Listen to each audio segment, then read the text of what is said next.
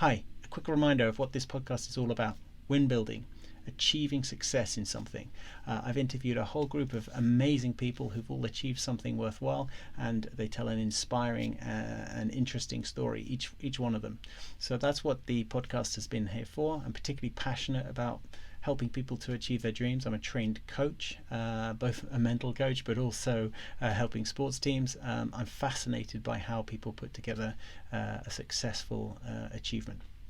So that's what the podcast is about. Today I have a very special episode with Mark Lewis, who's a UK YouTuber. He's in fitness, and today we talk about his journey. We talk about where he got his drive from, but also his thoughts on inspiration, and we talk a little bit about men's mental health, which is a topic I'm particularly passionate about at the moment. And so yeah, I hope you enjoy it. Please stick with it. Like, subscribe, comment down below, and go and check out Mark's channel on YouTube as well. It's definitely worth it, and I'm sure you'll enjoy it. Hi, you're listening to Win Building, hosted by me, Nick Ray.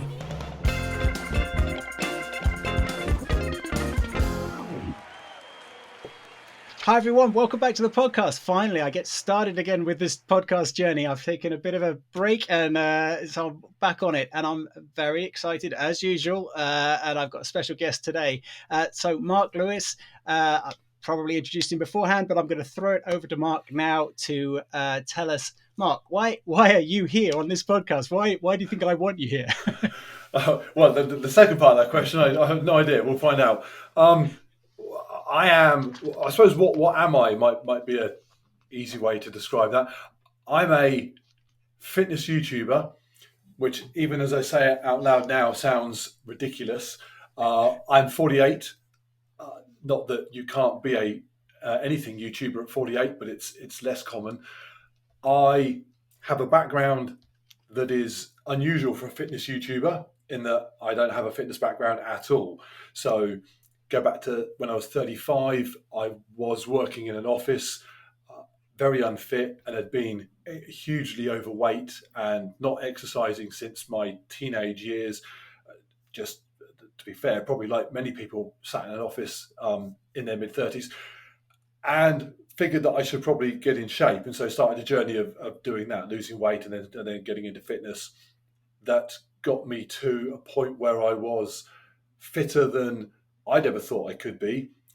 Not elite athlete level by any stretch, not at all, but fitter than most. And I realized that getting fitter than most actually just came down to, for me at least, doing what most people won't do, which doesn't really mean kind of going all out mad and training for hours a day like a professional athlete. It just means going out on a Sunday to jog when it's raining and other people wouldn't bother. Or it means on a Sunday going to the gym when other people probably wouldn't bother. And just by doing those little things, those little bits that most people don't bother doing, you hopefully, avoiding injury and bad luck and so on, just progress to a point where you end up better than most people at the thing you're doing. So for me, it was running. And I got to a point where I was running better than most. I wasn't a good runner by any stretch, but if you took 1,000 random people in the high street, I would be faster than 500 of them. That was my plan, was always just to be better than most people. And that was a few years ago where I reached that. I got to a point where I was doing things like park runs, which was my bread and butter, really, just going on a Saturday and doing a park run to see if I was getting faster.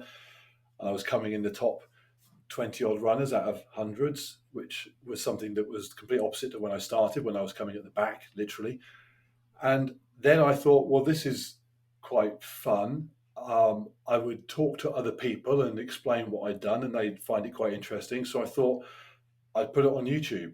That's pretty much it, really. And over the last couple of years, over the duration of COVID, in a way, because it allowed me more time to sit at home and do nothing other than YouTube.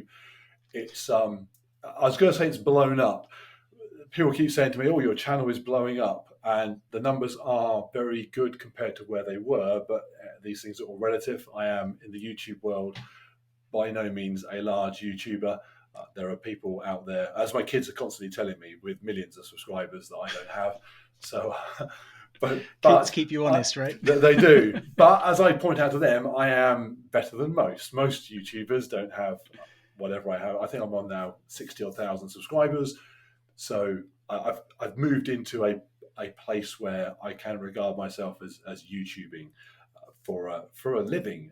Actually, I'm in the process now of transitioning from my old job, which I still have to do a bit to sort of wind up, into being a full-time YouTuber. That's in a very, very simple summary. That's for the last 15 years, which are the interesting bits. Yeah, well, I'm interested in the whole journey as well, though. So I'm actually interested in backing up even more because I think what I feel about you, and I've watched a lot of your videos, and I was sort of intrigued, and I've really enjoyed your videos. But you're extremely sort of positive, outgoing. You clearly have this. You're funny as well, as we just discussed it. You did some stand up back in the day, just before we started recording, and so you've got this kind of real nice like manner, and I think that's part of the reason you have that charisma to be able to be a YouTuber as well, right? That's obviously plays a part of it. It's not just the fitness and the fact that you've changed. But where does that all come from? And like, have you always had that sort of urge to be a performer or be charismatic, or like where do you think that came from?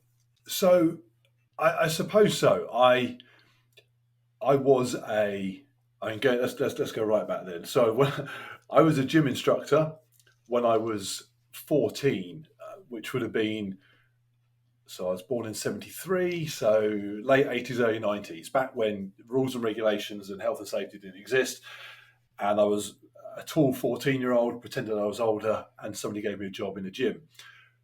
So from a very early age, I was coaching people, training people, not in anything particularly fancy or complicated, but more in circuit training. I'd run circuit training classes, for example. I'd be playing, which basically consisted of playing the Rocky soundtrack and telling people to do press ups. That was it.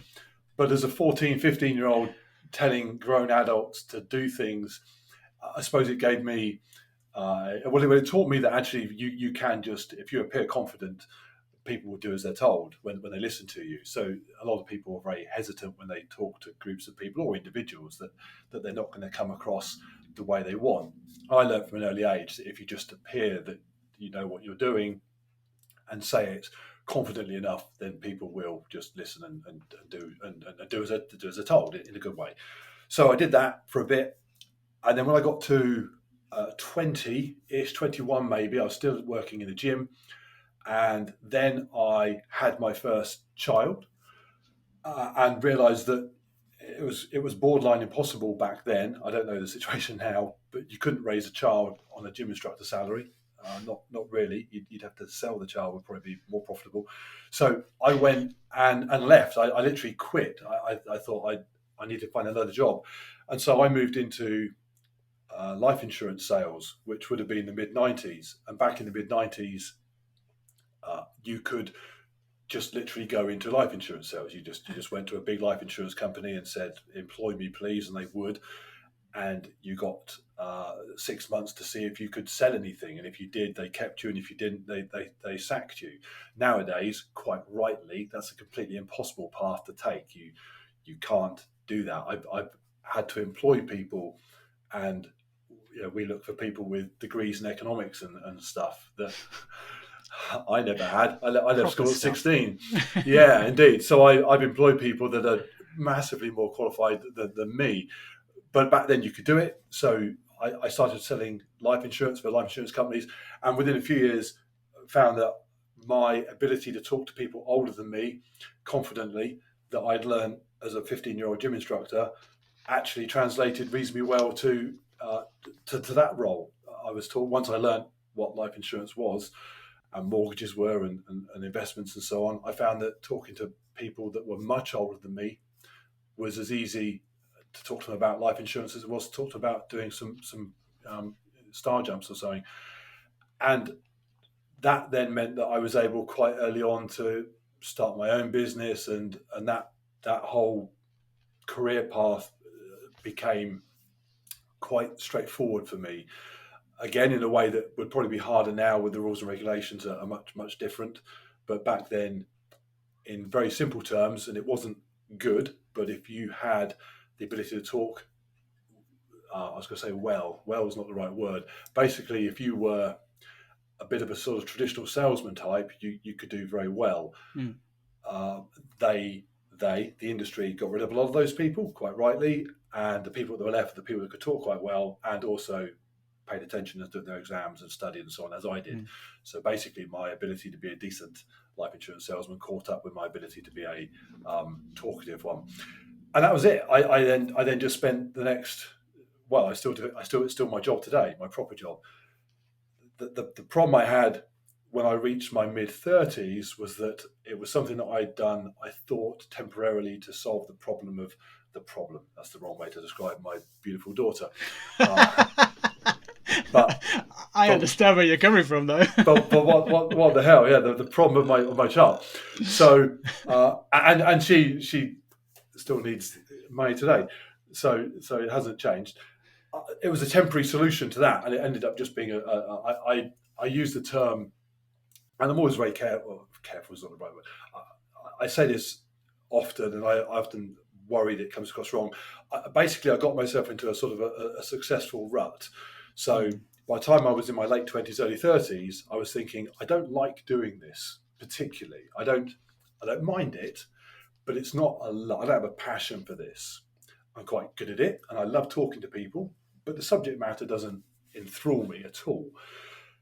But I can't do anything else because I'm earning reasonably good money. And if I was to stop doing this, I'm trained for nothing else at all. And by then, I couldn't even go be a gym instructor because the rules had changed on that. So I literally could do nothing. And so I carried on. And friends would say to me, "What on earth are you moaning about? You make a good living. Why are you complaining? Shut up and go to work." So I was just stuck. I wanted to do something that I loved, which I didn't know what that would be or what it was. But I was stuck doing this thing that I was just too good at to just walk away. I had by then 4 children, so I was literally there was no way out, and I shouldn't complain about it because I have 4 great children. I have a great job. It was all on paper. There are, I'm sure, millions of people around the world that would have jumped at the opportunity to have either my lovely family or my very prosperous job. So I shouldn't complain. I'm not complaining, but it wasn't lighting my fire. And then at 35, mid-30s, as well as deciding that I wanted to start getting in shape, that basically it was a midlife crisis, probably the best way to describe it. At 35, man, it's a bit early for a midlife crisis, but it was a crisis. I thought I need to get in shape. That's one thing, and I really would love to find something to do that was that just made me laugh. Actually, that was I remember this is literally the moment that I was reminiscing at the age of 33, 34, 35. So this is probably 15 years ago, maybe. I was reminiscing with a friend who I'd worked in the gym with. And back when we were 17 or 18, we'd been sent on a course to learn about how to resuscitate people that were dying in our gym from heart attacks, health and safety type thing. And on that course, there was me and this guy, Steve, that was a gym instructor with me, and a new guy, I can't remember his name, but he was a South African guy. And he'd come over to live in the UK and had found gym instructing as a temporary way of making some money. So we're all sat on this training course, and a guy gets up at the front, and it's all very dull. He's telling us about people having myocardial infarctions, heart attacks, and how to resuscitate them and so on. And at one point, he said, we're just bored out of our minds. And at one point, he says, heart disease is the biggest killer in the Northern Hemisphere. At which point, the South African guy says, and my South African is not very good, says, geez, could you live in South Africa then? And which is just, it's not even that funny. But we just started laughing like little children, and we're supposed to be adults and we ended up getting asked to leave because we were just crying with laughter at the stupidity of the whole thing. And I remember at 35 remembering that and thinking, do you know what? I haven't laughed like that since. I'm happy, I'm successful, but I haven't just laughed. What can I do to laugh? And at the same time, this sounds a weird one, Ricky Gervais, who's also from Reading, where I live, went to school not far from where I am now, actually, was doing quite well with the office and stuff. I just remember thinking, there's a guy that's 40, a bit older than me at the time, and has just found what he can do at 40 and has just nailed it. It's not, to think at 35 it's too late. It's not too late. I mean, this sounds stupid, but I just thought, if he can do it, how hard can it be? That sounds nuts. So I literally signed up for a stand-up comedy course and just thought this will be funny to do. It would just make me laugh. And I went to London for 6 weeks, every weekend, Saturdays and Sundays, and did a stand-up comedy course that had been done by a bunch of people that are now successful. Rod Gilbert, the Welsh guy, did it. Greg Davis, Josh Widdicombe, a bunch of people did this course. And I just laughed for 6 weeks. And at the end of it, we got to do a little presentation to friends and family. None of my friends and family came because no one knew I was on it. I was sneaking off every weekend to do this thing. And I did quite well. I was asked to close the show because my stuff during the 6 weeks had been good. And I thought I should give this a go. People say to me afterwards, "You're actually quite funny. Why aren't you? What are you going to do now?" And I said, "I want to go back to being a financial advisor again." And they said, "You got to try this. Just do a bit of it." So I started going to do stand-up open mic gigs, and spent 6 or 7 months doing it, and got to a point where I was on TV. I did a sort of the equivalent of a sort of Britain's Got Talent type show that actually I got beaten by Josh Widdicombe on that, who's gone on to be a very successful stand-up, and realised, and we were talking about this earlier, I realised that actually you can just, if you sort of put yourself on stage, not literally, although that was literally, put yourself on stage, do your thing, and just see how it goes. There's no. I was never frightened of getting up on stage. I was never frightened of talking to clients. I was never frightened in the gym of talking to people and saying, "Do your press ups." I was never frightened of it. But what I was always slightly unsure of was whether what they were hearing from me was being received well. The people in the gym appeared to be tired, and the clients at work appeared to just invest the way I suggested. So I assumed it was okay, but there's nothing really obvious. And the thing I learned at stand-up was that you got up on stage and you did your thing, and instead of wondering how's it being received, you knew, because instantly people are laughing or not. And that for me was this kind of click moment where I thought, oh, I get this is what I would, if I was 21, 22, I wish I'd done this, because this is amazing. I can sit in the car on the way to a gig, refine a joke, laugh to myself that it's funny, half hour later do it, and a few hundred people are laughing back at me. And I thought, this is what I want to do forever. It's at the time. Yeah, it's the immediate feedback loop. It's so instantaneous. You can't avoid it, and so if something's hit well, or and so you can tell whether your goal or your whatever is being achieved. It's an interesting thing that parallels with sport, right? Because sport is great for that. You have a very direct feedback loop, usually, whether it's a team sport and you need to score goals, or whether it's a run and you need to hit your own time or your best, pace or whatever it is. Yep. So it has and that's actually one of the things I'm very interested in, because I find it interesting how business is so much more complicated to get the immediate feedback loops, especially with like life insurance. Of course, you've probably got monthly goals and yearly targets and whatever, and you've got a profit and loss account and things, but it's not as instantaneous, and you can manage those numbers to sort of say different stories depending on how good your accountant is and things. So absolutely. So yeah, I think stand-up is and also that people are, when you're selling something to somebody, even if it's something that they really do need, you're never quite sure if they've said yes, they've agreed to go, because you could say, well, hang on a minute, you suggested that person does that investment and they've just invested £1 million. Obviously, that's your feedback loop. But but I would sometimes wonder, uh, is that really the case? Have they done that? It's not. I'll try to explain this very badly. With laughter in stand-up, somebody has no control over that. The joke's Exactly. funny, and it's just they laugh. They have. You can't sell someone to laugh. You can't phrase things in such a way that they end up sort of handing over their money and then thinking, "Oh, what on earth Yeah. happened?" Laughter, that they're either laughing or they're not. And so with my job, I was very good at selling things, and that kind of clouded my understanding of whether people were genuinely responsive to what I was doing, or I was just a very good salesman. It was kind of murky. Stand up, I just found incredibly raw. I'm saying this, and you're either laughing or you're not laughing, Right. and it was just I loved it, absolutely loved it. Yeah, I mean, and have gone back to it only in the form of doing things like wedding speeches and stuff. I mean, I just jump at the chance.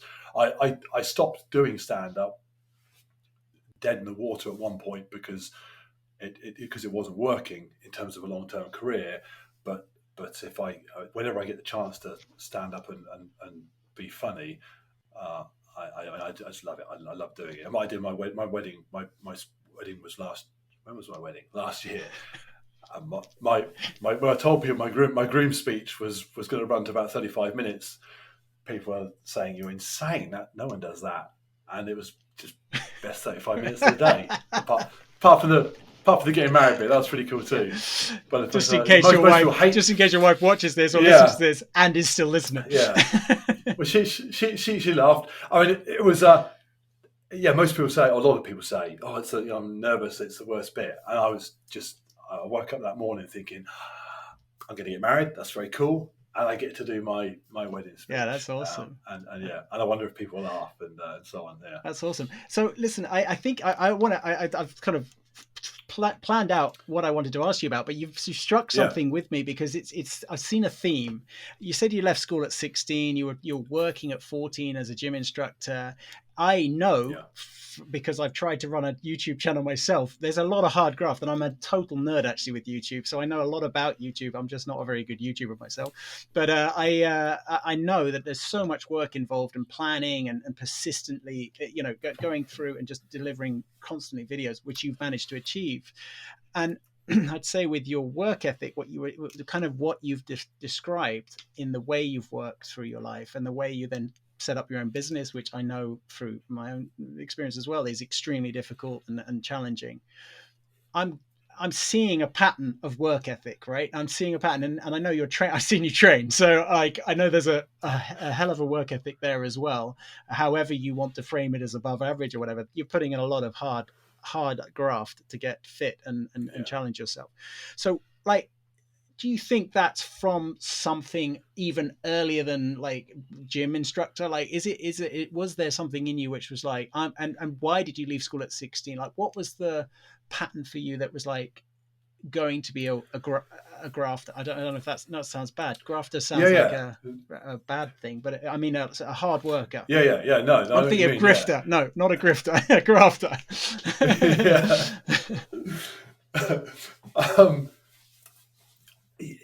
Yeah, it's a tricky one to I mean, let's do the YouTube thing first, and then jump backwards. What I learned at work, and in fact, actually, this covers everything.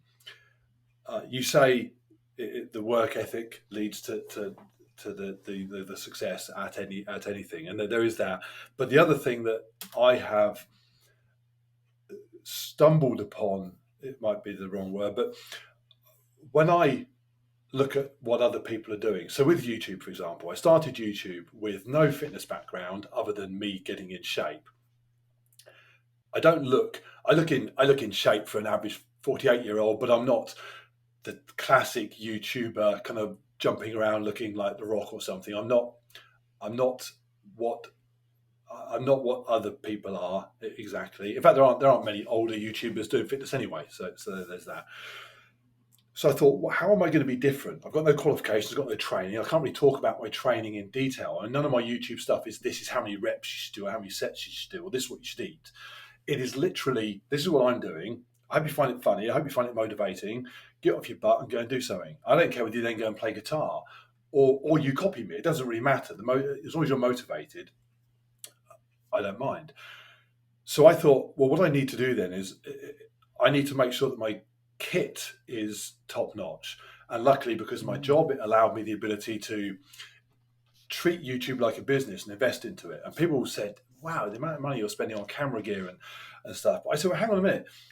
If I was setting up even a little tiny cafe, I would be spending thousands and thousands of pounds on things to run that little business. And if I want to treat YouTube as a little business, which I did, even though that seemed wildly optimistic at the time, to spend a few £1,000s on the gear to make it look professional actually to me made perfect sense. And the same when I ran my own business as an advisor, I started it looking very slick and professional because why not? Start as you mean to go on. I don't want it. I never the same when I was a gym instructor. I would prepare my Rocky soundtrack cassettes so that everything that I did was as basically. I didn't want people to have an opportunity to sit and think, oh, he's only 14. Should we be listening to this guy? I wanted them to be thinking, oh, wow, he's nailed it. The music's perfect. Everything's laid out, ready. And just make sure there was nothing that I could control that wasn't perfect. And so with YouTube, I tried to be as I still try to be as professional as possible. Not to make up for not being able to do anything else, but just to make sure that isn't an issue. And then if people don't like it, it's me. They're not tuning in because the video quality is rubbish or the audio is rubbish or whatever.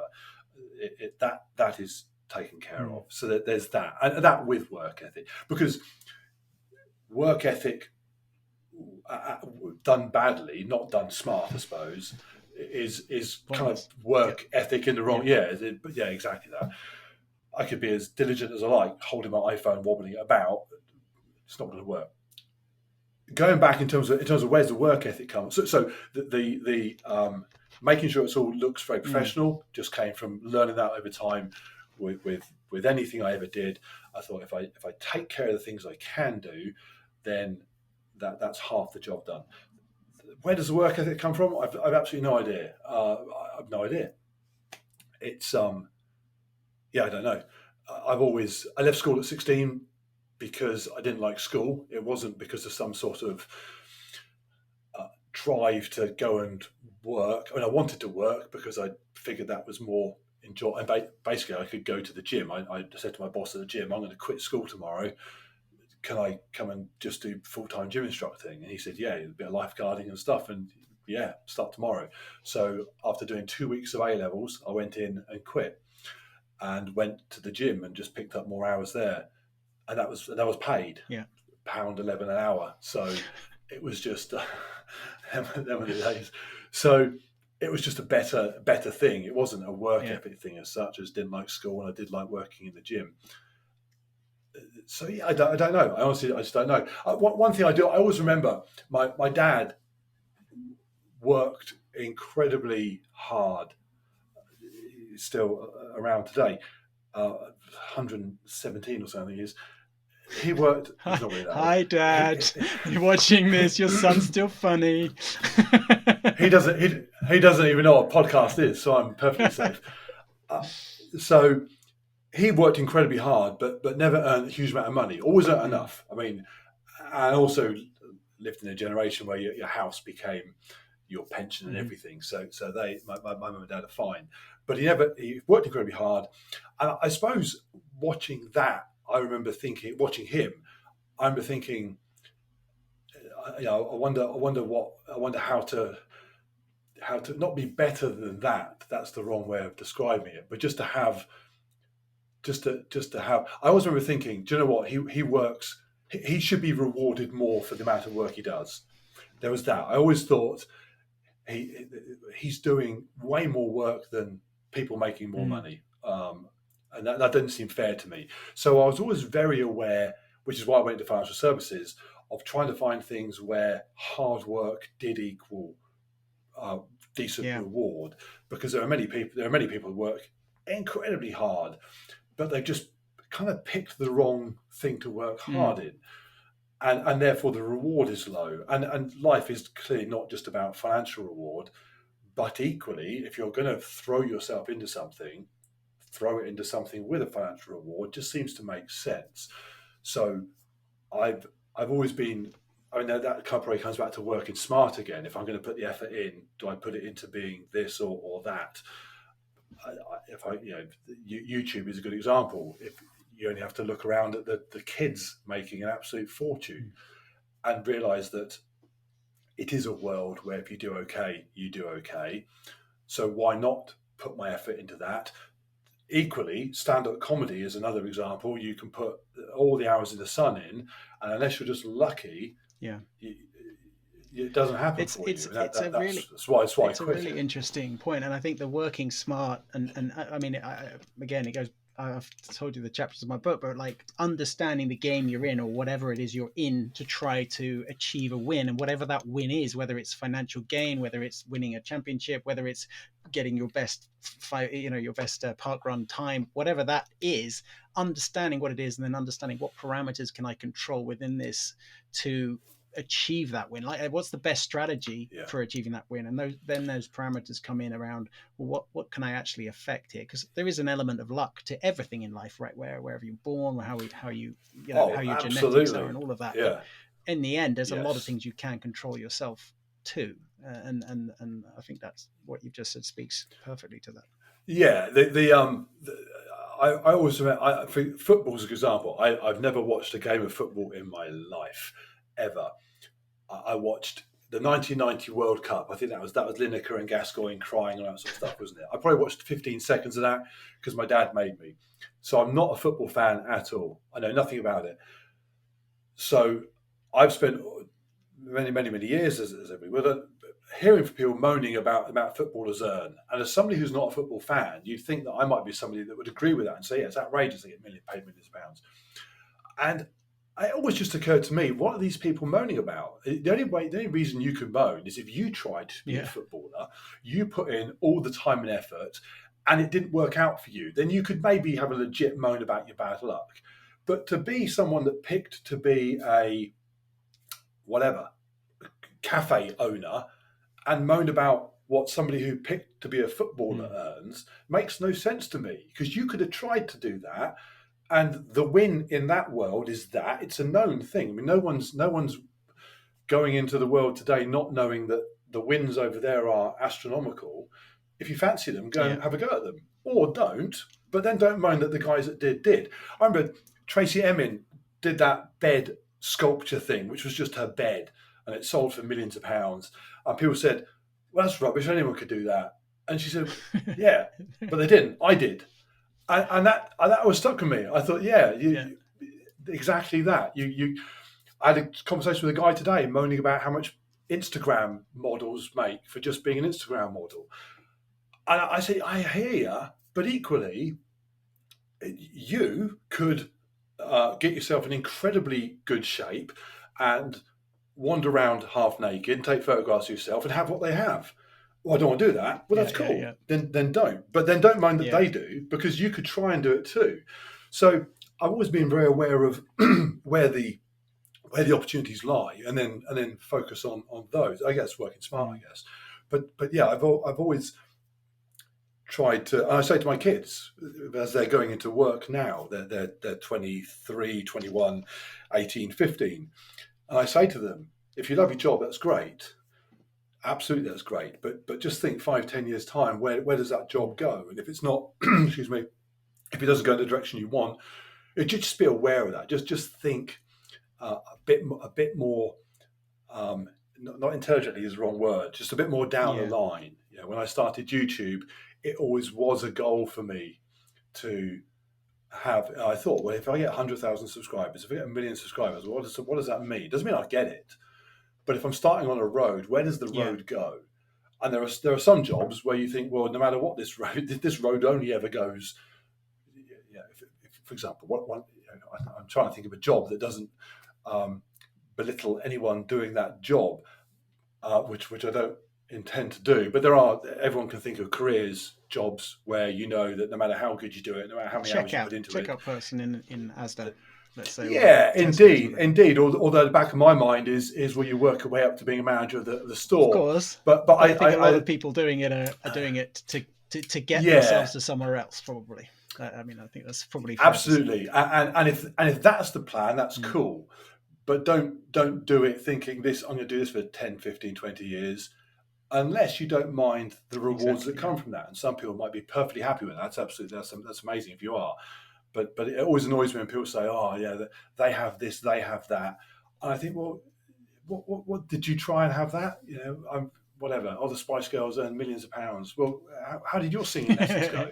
Never took Yeah, them. and Well, then the if you never work took, they put into well, getting then to be the leave. Spice Girls, Yeah, it's yeah, exactly. When they were 14 doing dance lessons, were yeah. you? No. Well, then why are you moaning about what they're doing? It is Yeah, leave them interesting, alone. and I think it's also interesting to think about, the talents and things. I was kind of intrigued about your kids actually, because you mentioned them quite a lot, and there's one or two cameos in videos, but you've kind of generally kept them off. And you mentioned the story a few times. I don't know which son it is, but poor guy, you keep telling this story about the challenge of why you started YouTube and the thousand Yeah, views. Your son, I'll tell it for the for the audience. yeah. The son basically got 1,000 views on his YouTube channel, was quite chuffed with himself, came to his dad and said, "Oh, Dad, look, I got 1,000 views." And you're like, "That's nothing. That's easy." And he said, "No, it's not." And then you said, "All right, I'll set up a YouTube channel and prove you wrong." And that is, am I getting it more or less right? Because I feel pretty bad for your son right now. That I'm hoping his YouTube channel's yeah, better. that's pretty much it. Well, that actually the only part of that that's wrong is that when he came to me and said 1,000 views, I didn't say that's. I had no idea Right. what that meant. I knew nothing about YouTube. I had never watched YouTube for anything other than tutorials on how to fix my Yeah. boiler or something. So I said to him, "That must be Oh yeah. easy. Okay. There you go. If you've got 1,000 views, it must anyone could do it clearly because you just did, and your stuff's rubbish." And he said, "No, it's not. Yeah, you couldn't do 1,000 views." So I said, "Ha ha, I will show you." So yeah, September 11th, 2018, I set up a YouTube channel. Actually, he set it up for me because I Bless didn't know him. how to set it up. And and then I and then he said, "Well, you're going to be rubbish because what are you going to film it on? So and what are you going to edit it on?" So I literally went to the Apple store and bought an iMac and Final Cut Pro, and then went and bought a DSLR camera and basically spent thousands of pounds to make my kid Harvey look silly. Yeah, I mean it And this was. ongoing project is now 60,000 subscribers deep. You just went over 1 million views on Yeah, your Elliot Kipchoge video. I did. Amazing, by the Yeah, way. Congratulations yeah. on that. That was incredible.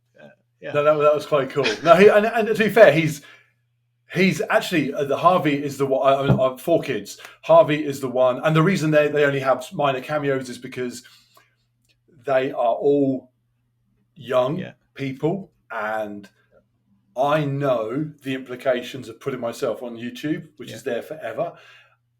They, even if they think they do want to put themselves on YouTube forever, they might not Fair think that enough. in 20 or 30 years' time. So I sort of regulate how much they appear just in case they decide at 25, 30, 35, Pull I me wish I out of hadn't all done your that. videos, Dad. You're too famous.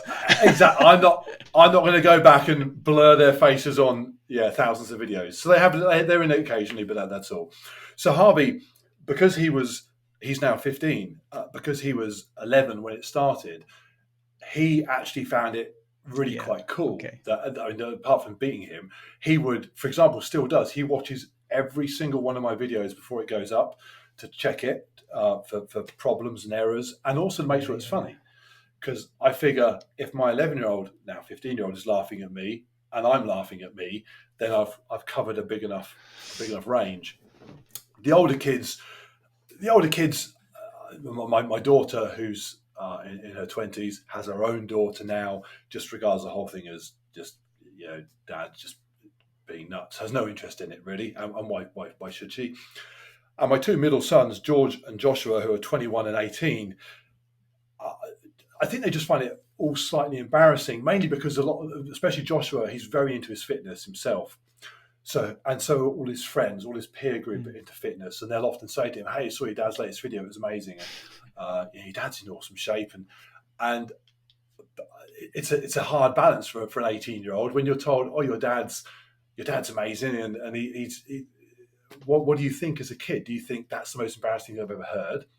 Do you think it's quite cool Yeah. that's my dad? So there's quite a I feel weird sort like of one mental day, I'm conflict just for going to go them. out there on a limb and say one day, at least, if he doesn't already, he's going to be pretty proud of you. Like I feel like you're already, and I'm not. I feel like I'm wrapping up now. I'm not wrapping up at all. I've got plenty more to ask you, but definitely you're already a great role model for lots and lots of people out there, especially men, I'd say, but also your sons. I mean, that's one of the main things I have in the back of my mind for all of it, including this. It's not. I've said it before on the podcast. It's like leaving something behind for my kids to sort of hear Yeah. interesting Yes. conversations Dad had when he was in his 40s with interesting people around the world. Like, how cool was that? Like, hopefully, and maybe they'll never Yeah. listen to it, but They do, and to be fair, that when the Kipchoge video going through 1 million was something that they had to say. They actually came to me. Normally, what happens is I will go to them and say, "Look,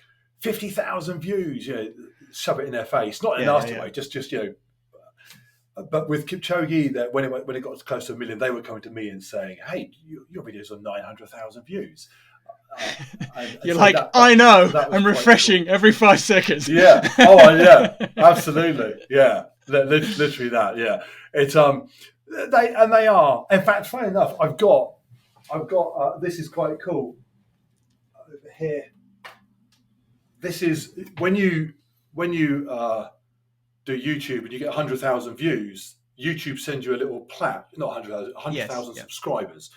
YouTube sends you a little plaque that you stick on your wall.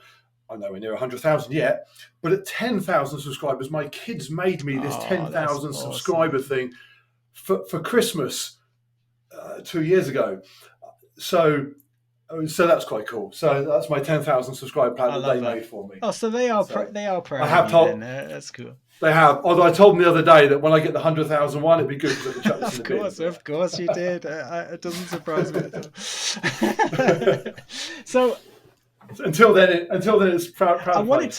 wanted to maybe like go to a slightly more serious topic because I feel like there's something within your Yeah. story which you mentioned about midlife crisis, and I listened to a really interesting podcast yesterday, which I can link below if people are interested. And I'll also send to you. It's a guy called it's a podcast called Modern Wisdom, and I've got really into it recently because he's had a lot of conversations about kind of masculinity and sort of modern day issues with masculinity and you know it kind of faces up to a lot of the woke stuff, but in a positive way of talking about men and Yep. helping men and things. And I just kind of been fascinated by it because I went through a pretty rough moment in my life in my mid-30s as well. In fact, and fitness kind of turned that around for me as well.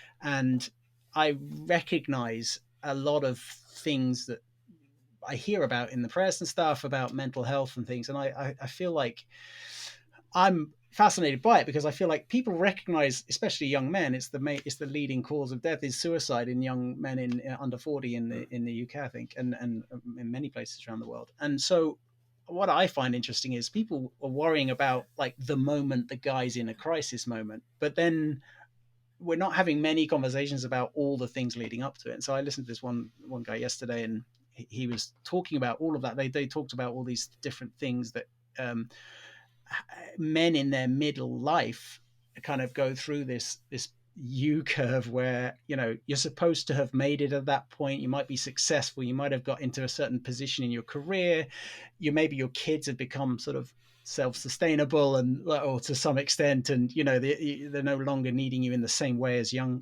kids do and things. And so they were talking about this, and I was like, this is kind of fascinating because it's like I know a lot of people who've been in similar situations, and I've myself found myself comparing to others and having those insecurities and having a very secure and quite well paid job that I had previous to coronavirus coming along. and then like just the fear of losing that, the fear of not being able to provide for my family in a kind of conventional sense. So I'm just rambling at this point, but I'm kind of wanting to throw it a little bit towards you in terms of like, have you got thoughts around that topic? Because and the reason I ask you is not because I'm wanting you to make some giant confession or anything. I don't expect that whatsoever.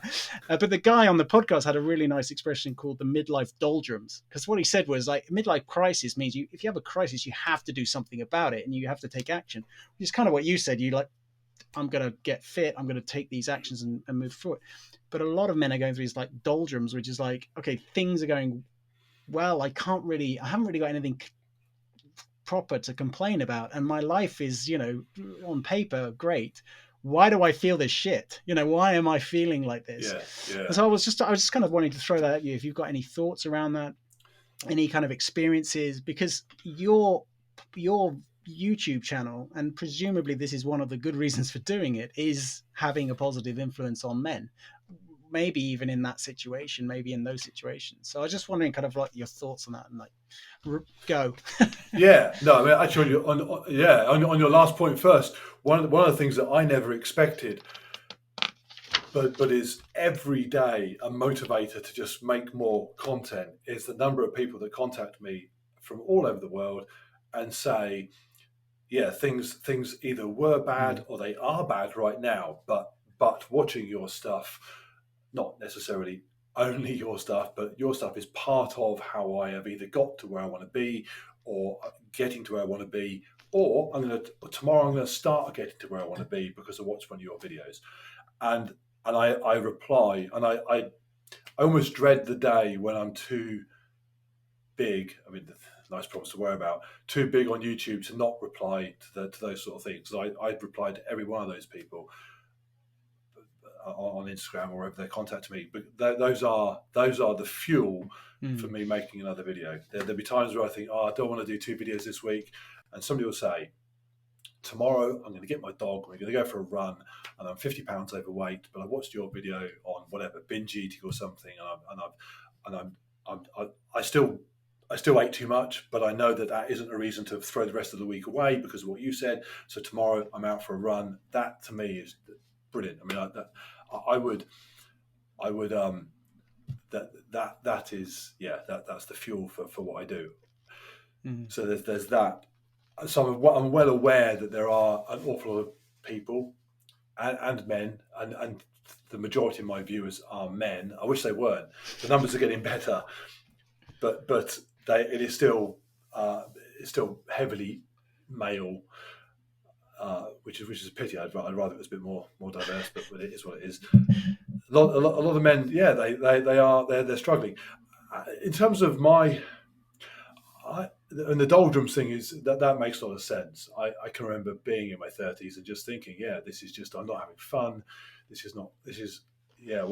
I kind of wonder if I'm now looking at friends of mine that are same age as me, often with slightly younger children, because I have my children quite young. So lots of guys in their 40s have got kids that are a bit younger at school. I mean, my kids are all independent pretty much. Even the 15-year-old looks after himself. And I wonder if, and I'm zero qualifications in anything, especially this. I wonder if part of it is when you're a dad. I do wonder if it's a dad thing. Some of it.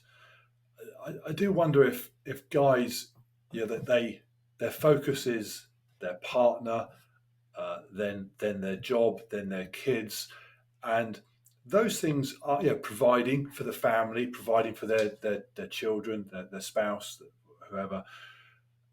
And I just wonder if people take enough time to just provide for themselves. That was the thing for me. The switch.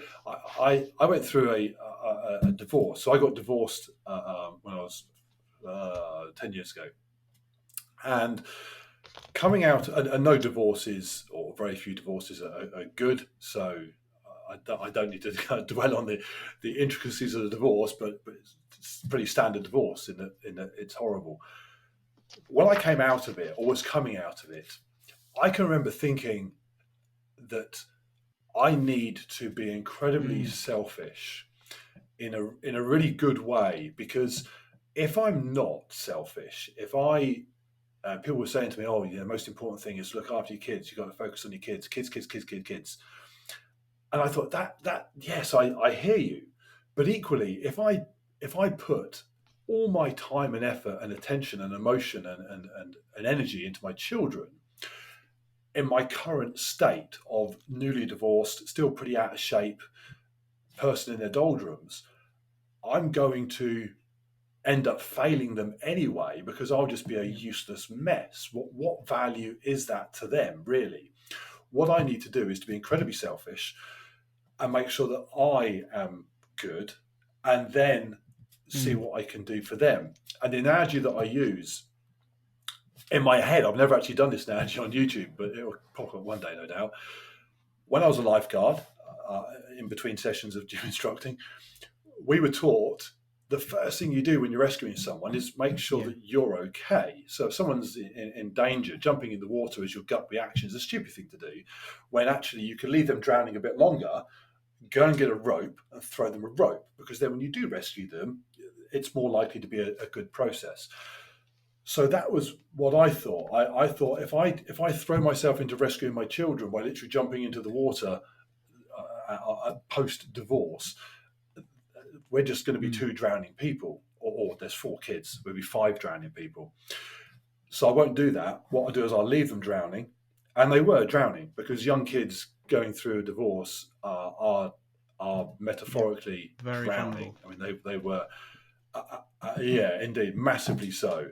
And I left them slightly drowning while I went off and found a rope, but then came back to them soon after and was able to rescue them. Might be the wrong term, but I was there for them in a way that meant I was better, and it worked. And we as a family look back, and I even spoke about this in my wedding speech. We went through a bumpy time, but came out of it massively better. So, and I feel, because I'm selfish, massively better able to look after my family. Here's how I think of it: my wife, my kids, my dogs, my mortgage, whatever it is, it gets 50% of me. That's all I can give it, 50%. But that 50% is quality 50%. They're getting someone fit, healthy, that's going to be here for years, hopefully, can provide financially. That 50% is amazing, or as good as I can get it. The other 50% is for me. And I have friends that give 90%. But because they've only kept 10% for themselves, the 90% they're giving is almost not even worth bothering to give. And yet people will think, oh, yeah, you do so much for your kids. And yeah, you do. But you do 90%. But it's just, it's all a bit lame. And when you drop dead from a heart attack because you're grossly out of shape at 55, how much percentage are you going to give them then? Not very much. So for me, learning to be selfish and understanding that made me better for anyone around me was a big, and that's the one good thing to come out of that whole marriage breakup was learning. I need to be Mark first, not Dad first, not husband first, and my wife isn't wife first. Jenna is Jenna. She has her own life, her own wants and goals, and they come rightly at least alongside me, if not ahead of me. Because if she isn't happy, if she isn't doing what she wants to do, then what value is that to me as a partner? So yeah, and the kids are the same. The kids are all told, look after yourself, number one, and then see what you have left for others, and you'll probably find that what you do have for them is quality. So that solved that helped me understand where I am in, I think it's in fantastic life, advice. You have done a video on it, actually. I forget your acronym. It's something like SEC, and I was like, he has to put an S on the end of that to be his sex or something like that. You've done a video on it. Yeah, I did. You're about right. Selfishness, and I was interested when you said that, because I think I'm probably one of those people who struggled to find that balance, and I understand the value of it very much. I also divorced 10, 12, whatever it was, years ago. I'm going to get in trouble with my now wife for not knowing how long ago I divorced, but she never listened to these anyway. So. No, I had a similar sort of pathway in that way, and I understood. I learnt about the selfishness and the fact that I think everyone, like human nature, we need to be selfish actually to get ahead in life, to be able to succeed. There's some level of selfishness that you need to have, everyone. And I think I love being a dad. Like, it's my number one thing. I've got a 6-year-old and 3-year-old, so I came in way late compared to you. Like, I'm a late starter, and so they're probably. I even took my ear out because I'm like, oh crap, am I hearing them crying in the night now? So I was like, go to bed. I'm interviewing someone. Go to bed. But I throw. So mine are out getting drunk. Off. So, but you guys look forward to. I think I learned not that long ago just that how much more selfish I need to be, and especially with fitness, because for me my fitness journey has been one of, like, I realized back then I need to have a level of fitness. I need to have a sustained sort of activity level to keep my head in shape, like to keep myself mentally healthy. If nothing else, I call it an engine. I call my heart my engine. I'm like, it's good engine work, and I keep working at that. And I love challenging myself in a similar way to you, not quite as extreme, but with these young kids, it throws everything up in the air, because it becomes a lot of unpredictable things, as you'll no doubt remember. Like, you don't have a lot of opportunity to sort of really structure a training week when they're getting up between 6 and 7. And you mentioned that in one video as well. You even said, like, if you've got young kids, I can't help you if you've got this, and I'm like, you can help, funnily enough, but you don't realize you can help. But I understand where you're coming from, because people with young kids it's like a hurricane. You just got to kind of get through, and then hopefully things settle down a bit when you stop having to change. Every 5 minutes. I was lucky because exactly. I mean, and I remember how hard that is. I was quite lucky because when I had that sort of click moment in my head, in fact, I can remember the moment I had to go to London to see a client, and I got off the tube in London, and I was stood on the platform, and there were a group of mums, and they were out for the day. They all had their pushchairs with their kids in. There were maybe 6 of them, and I was waiting for the next train or something. So I'm just watching them, and I thought, do you know what? Every single one of them looks exactly the same. They are mums. They have effectively handed in their, whoever they were, card, and exchanged it for, I'm just a mum. Their conversation was about being mums. They put the effort they put into their kids and the pram. They had 500 quid mama and papa prams and stuff, but then that's not how they were dressing. The money's all gone on them. I just remember thinking, that's amazing, and and if you ask them, they're probably delighted with how they're going about their life, and that's good. But I do wonder, when your kid is no longer in the pushchair, when your kid's girls, having had a girl, 15, and so I'm off out tonight. Oh, do you want some advice and some help and some guidance? No, I don't want anything from you. What are you talking about? You have nothing to offer me, Dad, at all. I'm a 15-year-old girl. Good night, I'm going. And then you're left thinking, that's no. I'm a dad. What else can I do? So I was quite lucky in that the moment that I thought I need to not stop being a dad, but that isn't the top of my whatever CV, dad. I was quite lucky because my kids were almost old enough for me to say to them, you're all going to struggle for 6 months while I go and discover what it is I want to do. If they would have been 3 years old, 4 years old, 5-year-olds, I couldn't have done that. Or if I had done that, it would have gone very badly. That they were teenagers. It wasn't great, but long term it worked out. So it's a tricky one. When you have young children, I just think there are some things you can do. And my gym is near a playing field, and every time I go there, the parents are stood along the line watching their kids play football or whatever. And I've done that. I took my kids to basketball. They were quite good at basketball, so I spent thousands of hours watching them play basketball. And looking back, if I'd took them to basketball, and then while they were playing basketball, went for a run, and then came back and picked them up, and maybe watched them once a week rather than watching them 5 times a week, would it have made any difference to their basketball? No, not at all. Would they? If you said to my 21-year-old George now, is your life any different, better, worse because your dad watched every one of your basketball games? No, it makes no difference. Would it have made a difference to me? Yeah. Absolutely. I would have been fitter, healthier. I'd have been more excited about going. And so it's just that. It's just about thinking, okay, I need to be a dad or a husband, or I need to do my job, whatever. But I have to find time for me. Otherwise, Yeah. I'm no use as a dad and a husband and an employee or whatever it might be. Stick your kids in a pushchair, take them to park run, shove them around. Maybe you don't go and watch your kid trampoline or ballet or whatever other things kids do that they never take up. That is all the pointless waste of money anyway. If you don't watch all of those things, does it really matter? And sometimes it does, and some people think, yes, that is my life. Okay, that's cool, but one day it won't be your life. My kids now, I see them occasionally. The older ones literally come and go, normally intoxicated and just falling over. I'm around for them when they need me, but if I was the sort of person that was just, hey, what are we doing this weekend, kids? My boys would be like, what are we doing? Nothing with you. What? We're going to the pub, or we're going here. We're doing this. Yeah. We don't want to hang out YouTuber. with a 50-year-old. No, goodbye. So, yeah, indeed, yeah. Go make a video, you embarrassment.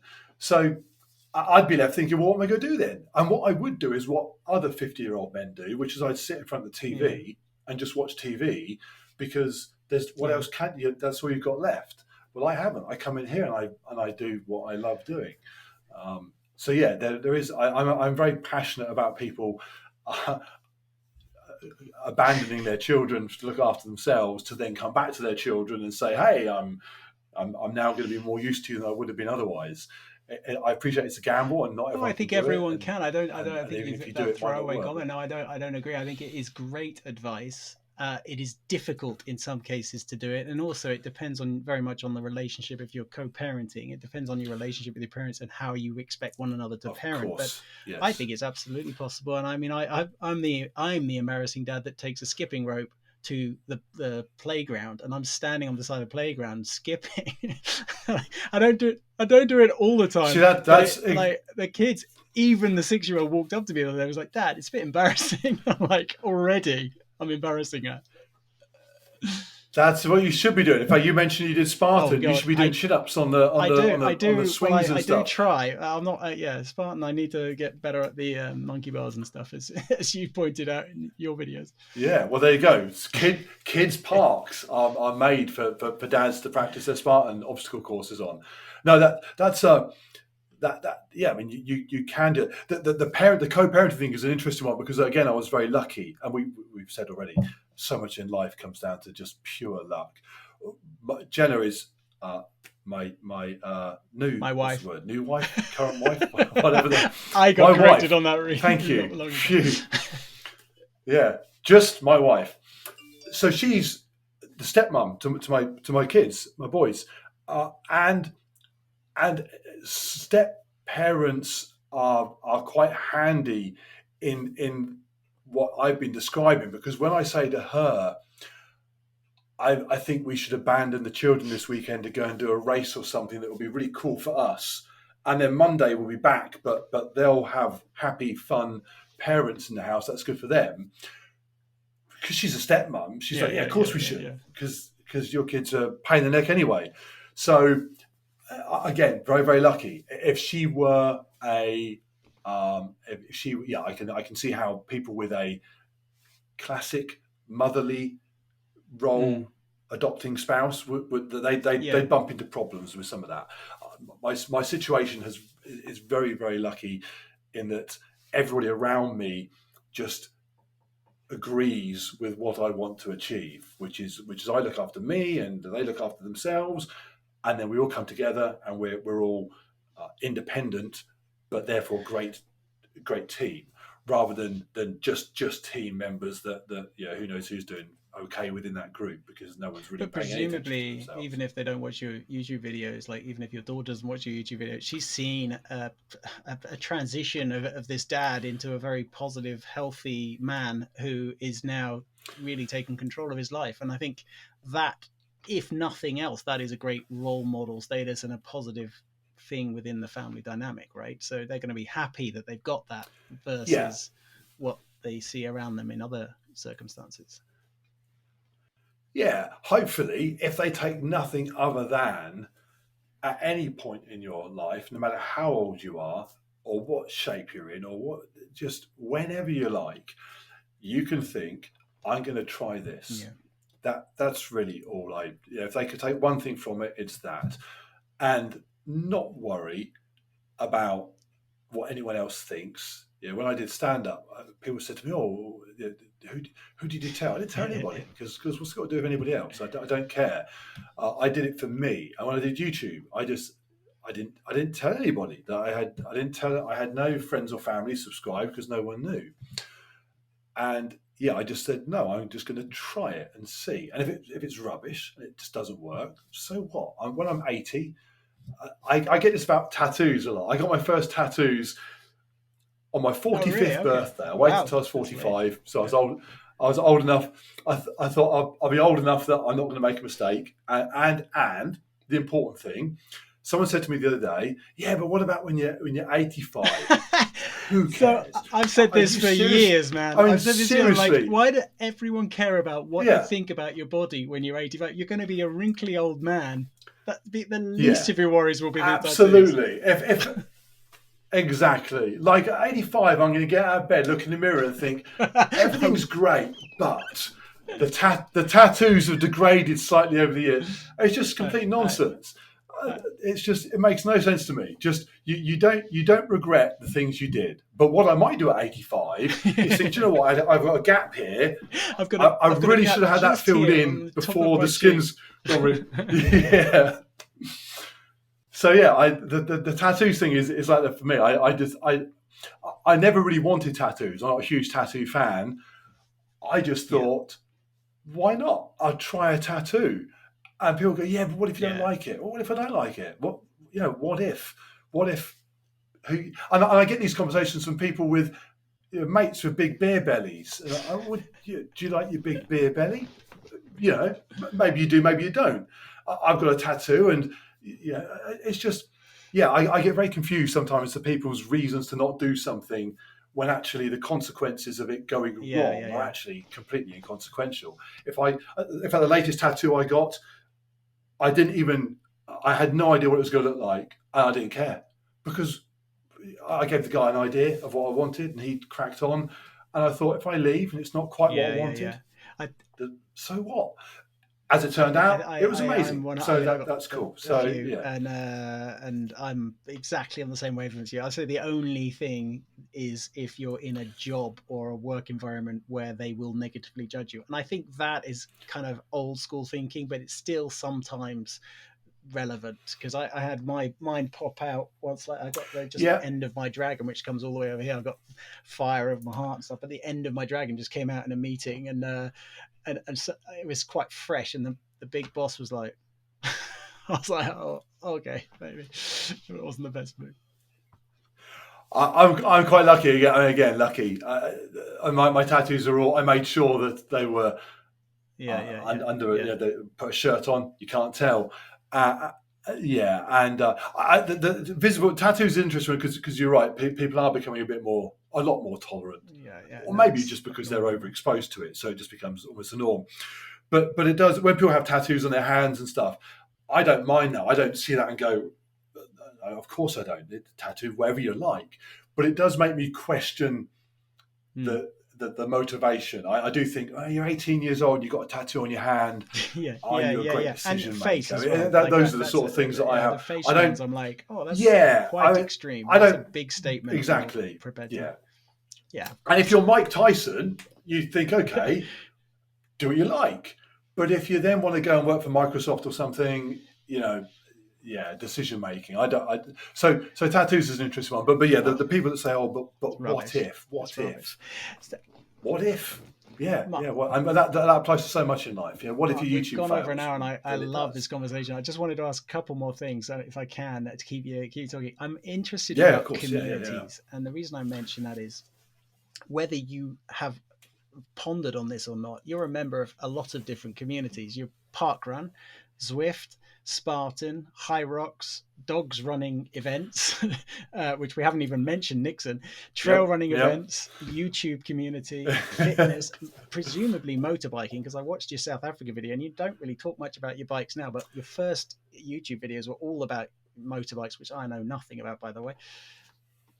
Absolutely, yeah. No, I'm still involved in those communities business as well. And life insurance, as I now know it is, business ownership. So, like, do you find yourself like, is that by design, or is it just kind of like you've fallen into these things? You get quite into sort of specific community styled events or something. I just was kind of wanting to throw that at you a little bit, because I was thinking about it. I was like, part of the reason you're successful, I believe, on YouTube as well, is you're hitting quite a few different channels. You've got the dog thing, which is great, and Nixon's super cute, and it's awesome to see that running as well. I'm really interested by it because I love dogs. I don't have a dog for other reasons, but I love dogs and I love seeing that running. And then you've got the kind of the Zwift thing, which I know is huge. And you bastard, you've made me go. I'm now in the process of buying a very cheap at-home trainer so I can get on Zwift, which I'm ready.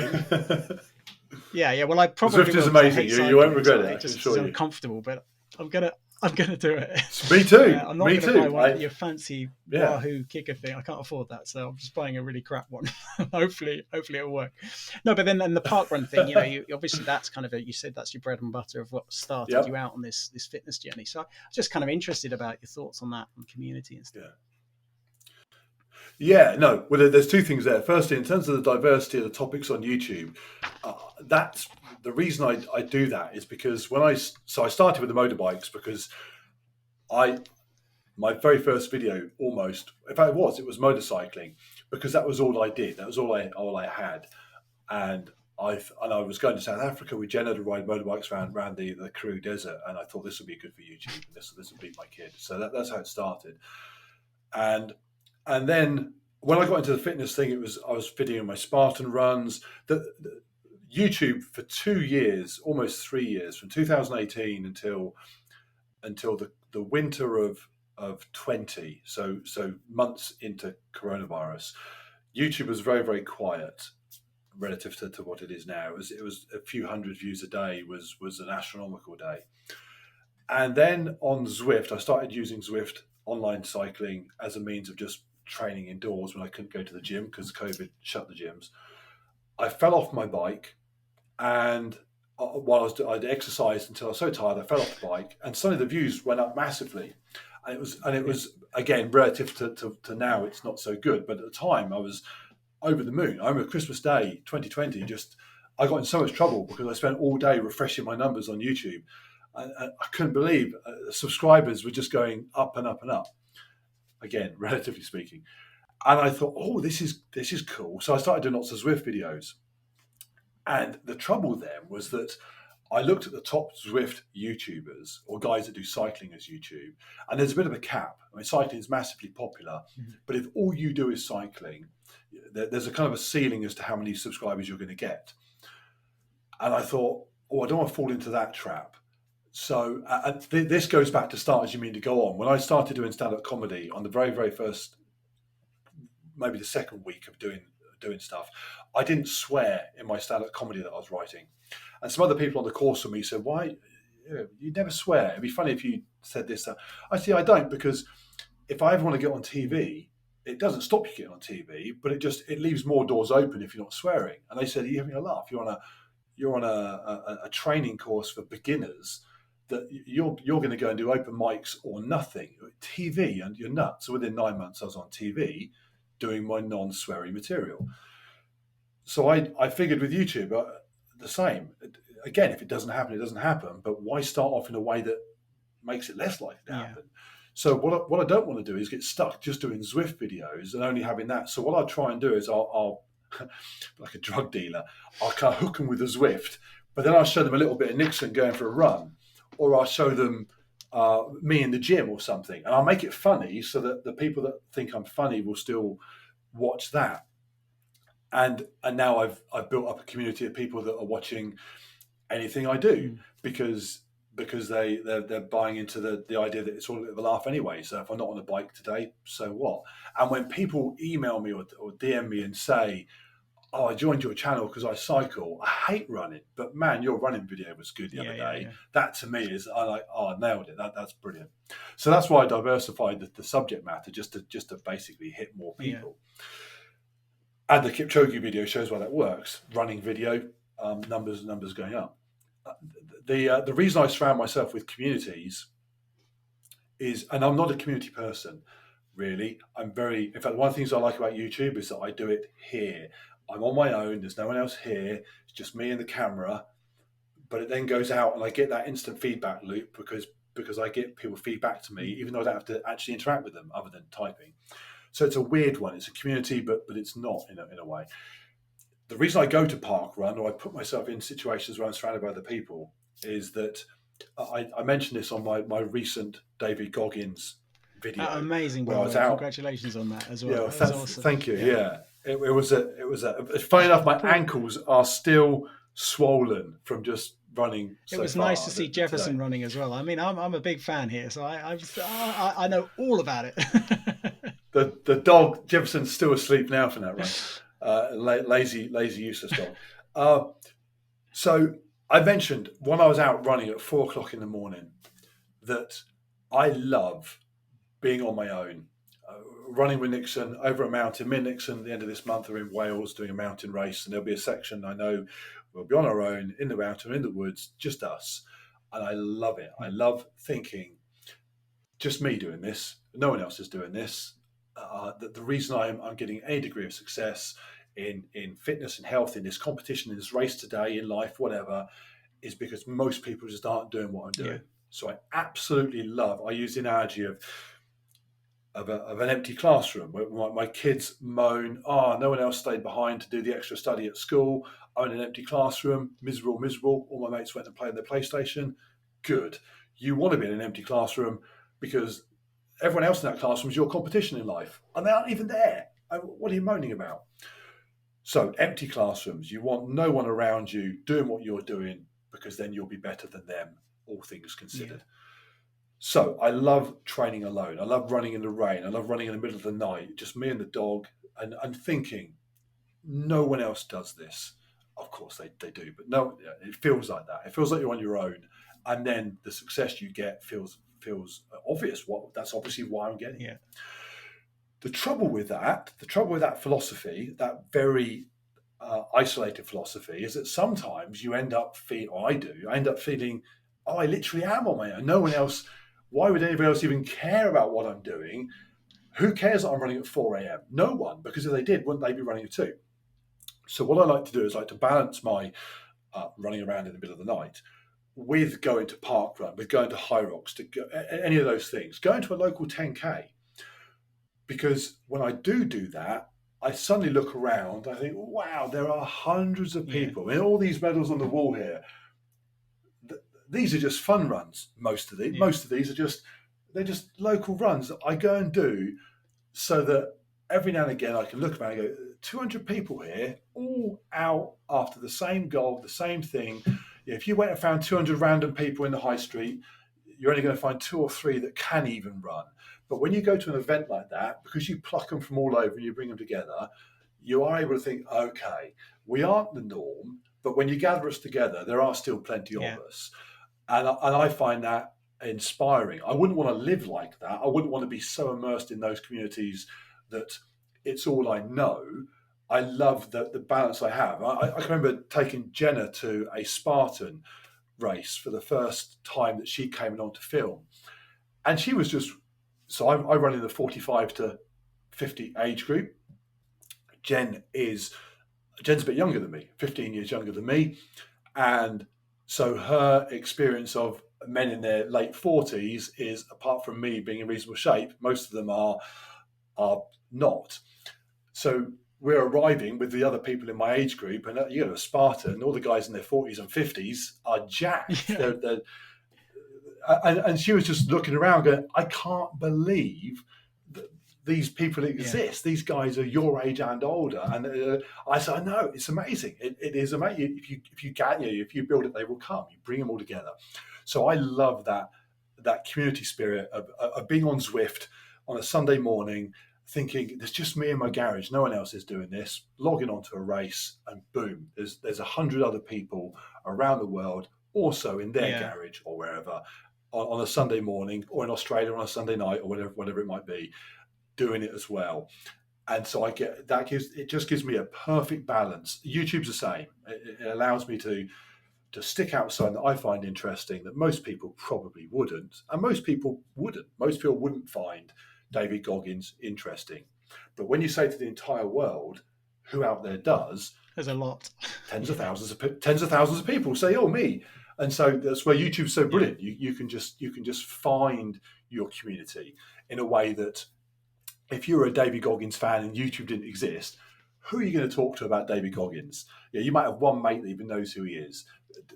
That's it. But YouTube, millions of people know who he is when you take 8 billion people as your pool to gather from. So, the community thing for me, I love remembering that there are plenty of people out there doing what I'm doing. But when I then go and do it, I also like to feel just as a motivator for myself, no one else is doing this. When I did a row in the gym today, I did a row. And at the end of the row, I worked so hard, I fell off. I was rolling around the floor like an idiot.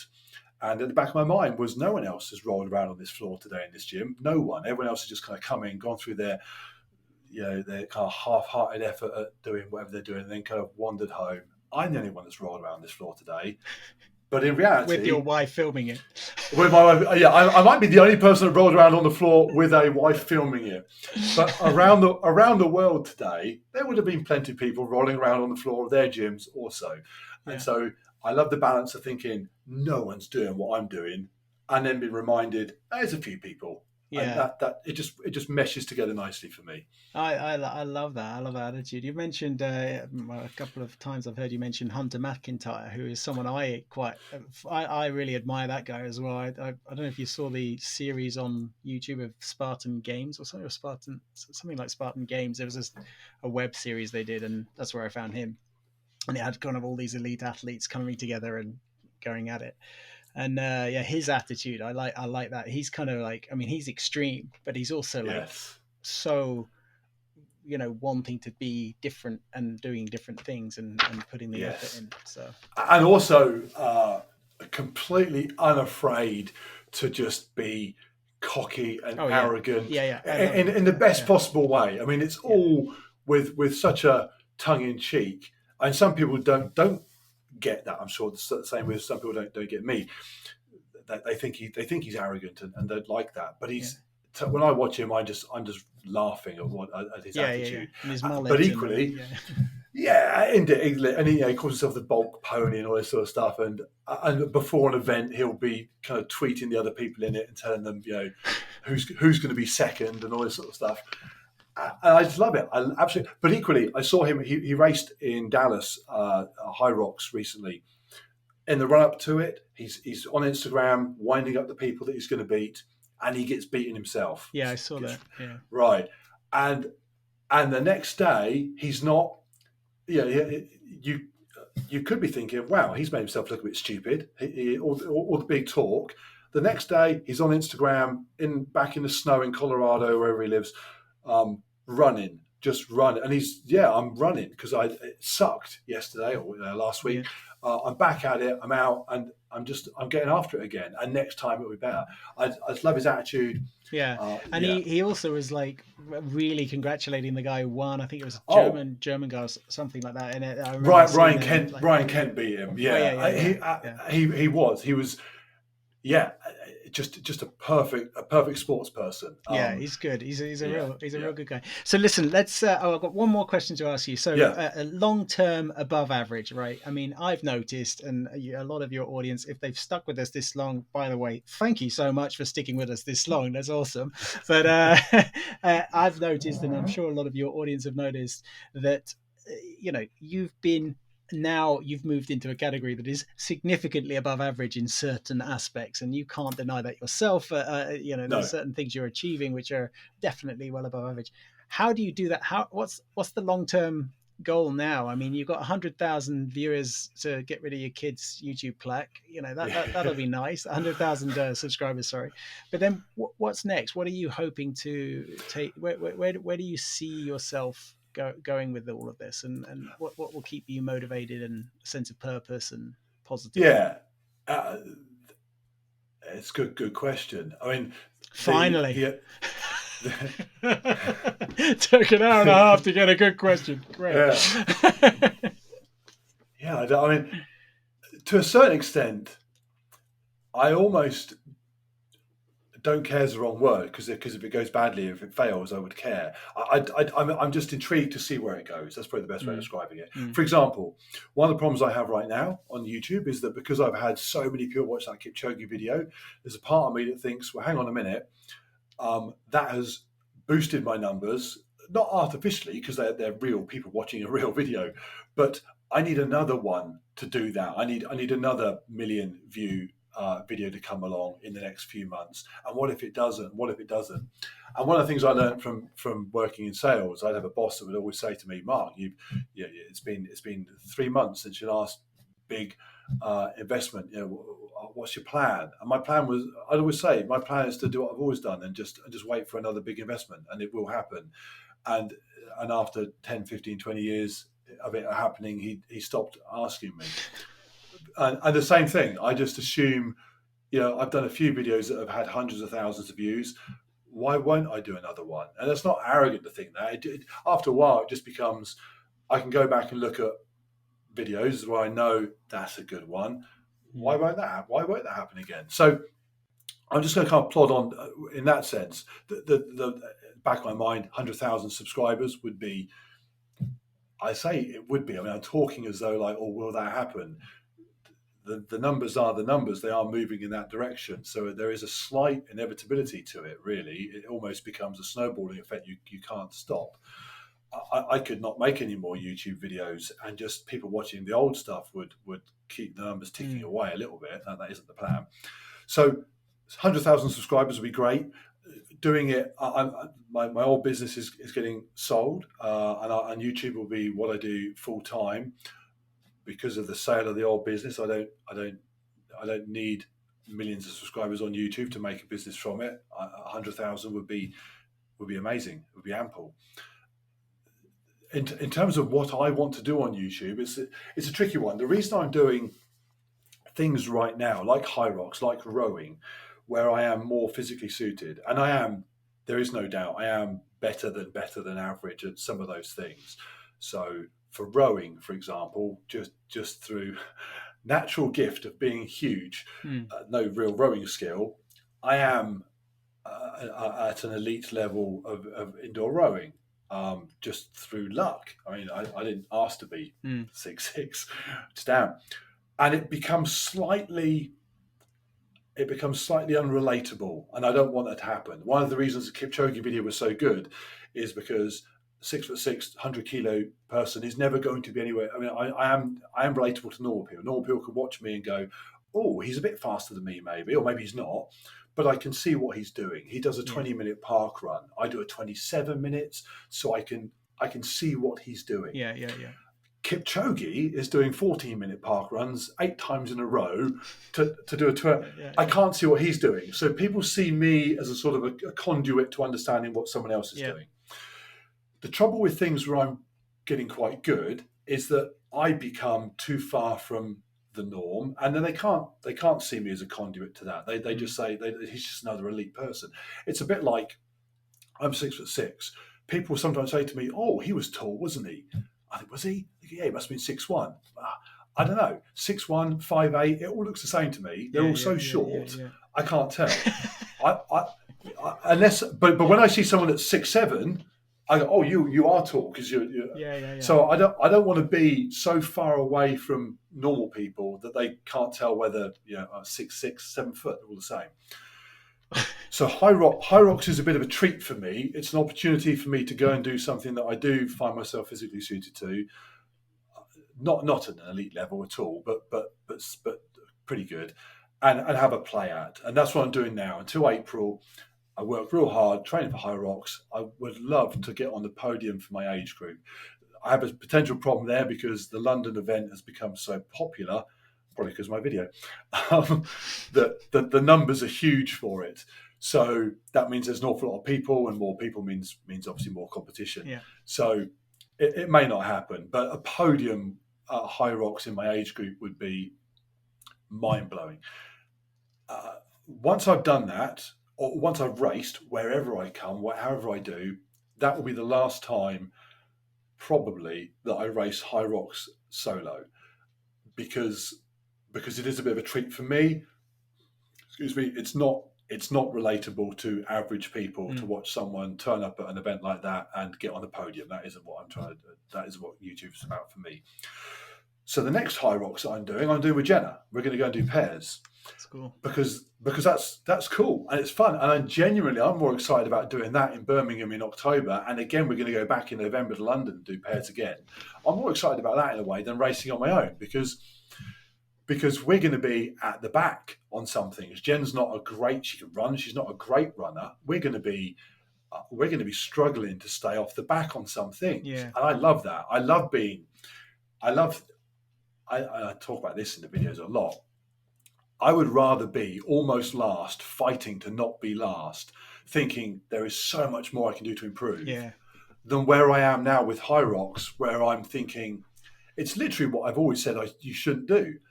I'm close to the top, but not at the top, and so you become just fueled by this irrational desire to improve tenths of a second here and there. It fills your day, it fills your time. It sucks, quite frankly. My training at the moment is killing me. To do what? To go from a 1 hour 18 High Rocks to a 1 hour 11 or something. It's nonsense. It really is. However, if I can interrupt you, sorry. I feel like, just speaking back to the kind of attitude of a little bit about selfishness, but also a little bit about taking care of yourself. Maybe over time you have evolved into what you are now. So forgiving yourself for wanting to have that competitive moment, because I think your audience, my guess is your audience will totally forgive you for that, because you are a good role model and you've tracked this journey. Anyone looking back over your videos, you can, I even showed my wife, I'm interviewing this guy, look at, this is it, like just 2 years ago, whatever, and this is him now. And she was like, wow, and 2 years ago, whatever, you were already pretty fit, right? I mean, your South Africa video and stuff, it was already like, it was, you were in good shape, but like clearly you've had a really good progression. And I think anyone watching is going to find that inspiring as well, and it's fun to watch people compete to win something, or compete to podium, or compete to go against themselves. It's fun to see those parameters and understand. You detail in your videos about knowing the split times and various things, and the time you're spending in the waiting areas, or whatever it's called, the transition areas. All of that, the rock zone. All of that is like, it's interesting for a viewer. So I think you shouldn't maybe define my advice, and not that it was asked for or is probably useful at all to you, I'll take it. is that don't worry too much about what the audience needs from you in terms of like being the average guy and having that, worry more about what you need, and hope that they'll come along with you on that journey. I think that's probably what's worked for you so far. And I think so. And I do. I mean, there is no question that while I'm saying the more important thing to me is racing with Jen. If I was to get on the podium, when you get on the podium, you get this sort of cheap looking tea towel thing with the position on it. Yeah. High Rocks call it a flag. It's a tea towel. But if I had one of those hanging up here, I would be incredibly proud. And I mean, that would just be amazing. So I want that. The thing I'm trying to do as well, I still try to keep it fun. So, for example, my training day today was a rest day, and I'm doing a 2K row in the gym that nearly kills me for another video. And last weekend, my rest day was the Goggins Challenge. So, my High Rocks coach, Dave Peters, is probably pulling his hair out, because he's put it's up here. He's put together this training program that I'm supposed to be following that says rest day, and I'm off doing something stupid. So I'm not taking it super, super serious. And also, I already know the video that I make about the journey, the 8, 9, 10 week journey to High Rocks London is going to conclude, I know it is, with the summary that it was cool, it was fun, it was exciting, and it achieved X, whatever that turns out to be, but it wasn't worth it in the literal sense. Yeah. The achievement, I could have trained, I could have done a lot less and still been 99% as happy as how it turned out. And so the advice is not the advice, that is going to be the message. I knew it would be from day one. It would be that training like an elite athlete, unless you are an elite athlete, does yield returns, but nothing like as fun returns as you get at the other end. So, for example, 26th of March, me and Nixon are racing in Wales, mountain race. I'm not a mountain racer. I get overtaken by little old ladies who are lightweight and have been doing it for 70 years and just crush me. And I cannot wait. I can't wait to make sure that I come in the top half. So if there's 100 runners, I want to be 49. And that to me is almost a more exciting challenge where everything's against me. My dog is too small. I'm too big. The mountain is too high. The people doing it do nothing but ultra run, and I'm training. Is that the one you got top dog last year? Is that the same one? 2019. Nixon was the fastest dog. Yeah. So we're going video. That. What's it called? It was Beast of Burden or something? No. Beast. They do two. One's called Beast of Bodmin because it's Bodmin Moor, and the other one is Beast of the Blacks because it's black. Yeah, black that's mountains. one I think I saw. Okay. So we're going. So and we want to be fastest dog, and I want to be top half human. Nice. And I love that. To me, that's the sort of things I'll be doing after High Rocks London and going forward. I'm already thinking about how fun it would be to try. I'm wondering what my new sport is. I follow a guy called the Vegan Cyclist. Who's we haven't even talked. I didn't even mention your vegan community. I mean, how did we get through something and not mention veganism? Jeez. Yeah, well, I never. No, it's a good example. I never talk about being vegan. Everyone thinks vegans do nothing but rabbit on about. You still got it in there. I'm just kidding. I never talk about. So the Vegan Cyclist, he's a road cyclist. He's recently got into doing cyclocross, which is basically gravel riding. And it looks awesome fun. Just kind of racing on a road bike with bouncy tires over gravel. And again, I'd be rubbish at it because I'm just the wrong shape for that sort of sport. But I'm really tempted this summer to try. There's along the Ridgeway, there's a gravel bike race. And it's that sort of thing to me that I would love to turn up and do with no experience of it and no chance of doing well. But looking at the results afterwards and thinking 500 people did that race, and I was 250. Those are the sort of things that I like. And hopefully those are the sort of things that have a real kind of appeal to everybody that can just go, it's not because I don't like, I know some of the comments I'll get on some videos where I do well, because I get the comments already where people say, well, of course you can do that. You're this, you're that, you're big. Those sort of things. I've got a video coming on this, actually. It's on my list of videos pending. People seem to have forgotten how to be inspired by people, and social media has caused it. Totally. So what used to happen when I was a kid, actually, how old are you? 44. Okay, so 48. Okay, so when I was a kid, I would be inspired by Brian Jacks doing Superstars, or Daley Thompson at the Olympics, or watching Sylvester Stallone take off his robe in Rocky IV and never having seen anyone so ripped. By the way, I watched Rocky in preparation for this. I'm not even joking. I've watched Rocky just to prepare myself for this. There you go. You absolutely, you suck down a raw egg and go for a jog. Mark talks about the Rocky soundtrack all the time. I'm sure he's gutted that he can't have it on his YouTube videos for whatever. One day I hope Stallone will give me a call and say, "Hey, you can, go for it. I'll let you have a little clip." That's about as much as I can ever use. Sorry, inspired. So you inspired in the 80s. Inspired, right? Absolutely. So I would then use that motivation to go and do what I did, whatever it was at the time. I didn't want to be a decathlete like Daley Thompson. I certainly didn't want to be a boxer. It looked horrific. And who was the other one? Brian Jacks. I couldn't do dips. So I just took from them inspiration and then took it and went and did my thing.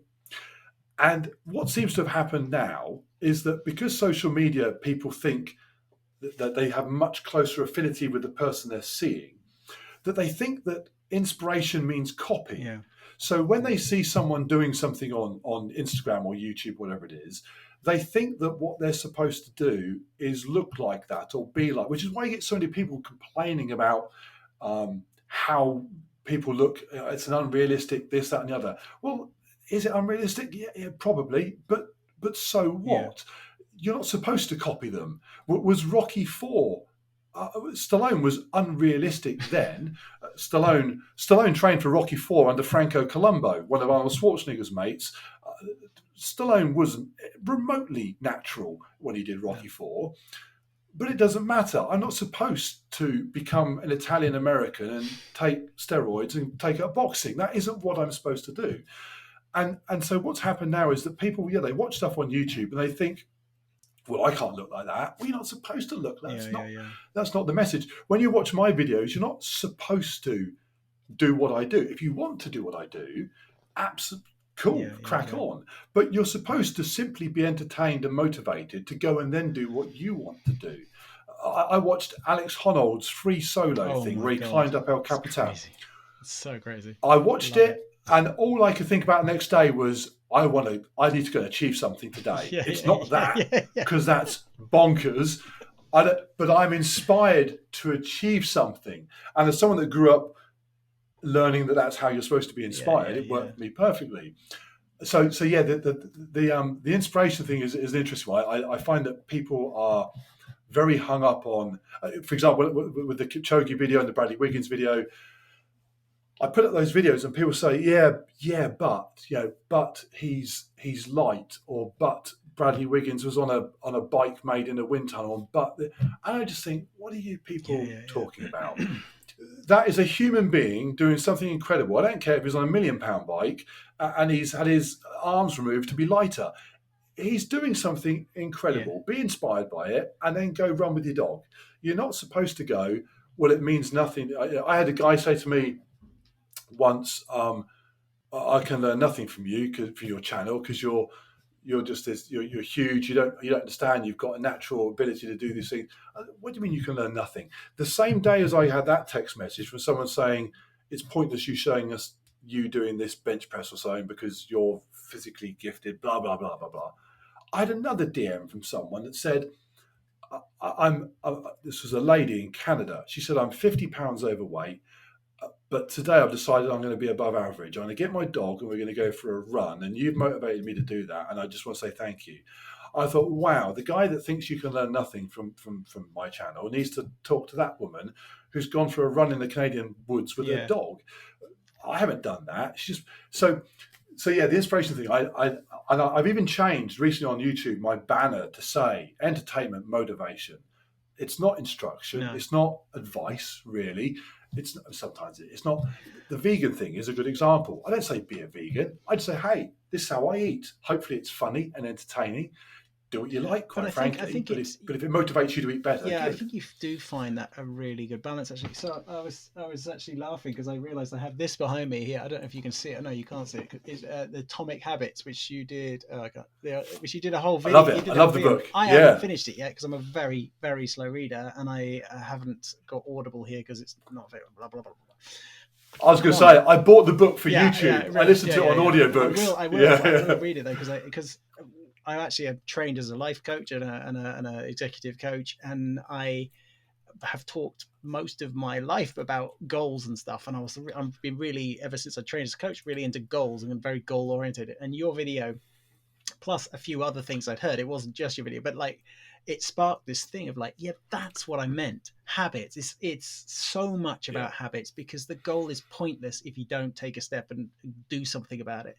And I loved that video that you made there. And it's like, so yeah, you weren't being super preachy, you weren't instructing, but what you had to say about it was extremely inspirational and it did make a change. So I think I mean, people always talk about don't read the negative comments, don't read the comments and whatever, but of course I understand it's difficult not to, and you clearly want to engage with your audience as much as you can, so I understand the temptation. There's an interesting flip side. I can remember watching Joe Rogan years ago where he said to whoever, I think it was somebody newly famous on his podcast, and he said, "Don't read the comments, just don't."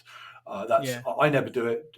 Joe saying that himself, and I remember thinking, "Oh, if I ever became super famous, I wouldn't. I'd do what Joe says. I wouldn't read negative." And I of think course, he was talking. I think I know exactly. So I've gone off Joe Rogan recently, but Lex Friedman, I think, is the guy he was talking to. right? And Lex I know. Friedman is one of my favorite podcasters, actually. So. I know. He also. I remember him talking to Dave Chappelle, who says the same thing. Oh, Dave Chappelle doesn't read his negative comments, and I agree. I haven't listened to him much since he went Spotify, but I remember thinking, when I'm famous, I won't read the comments.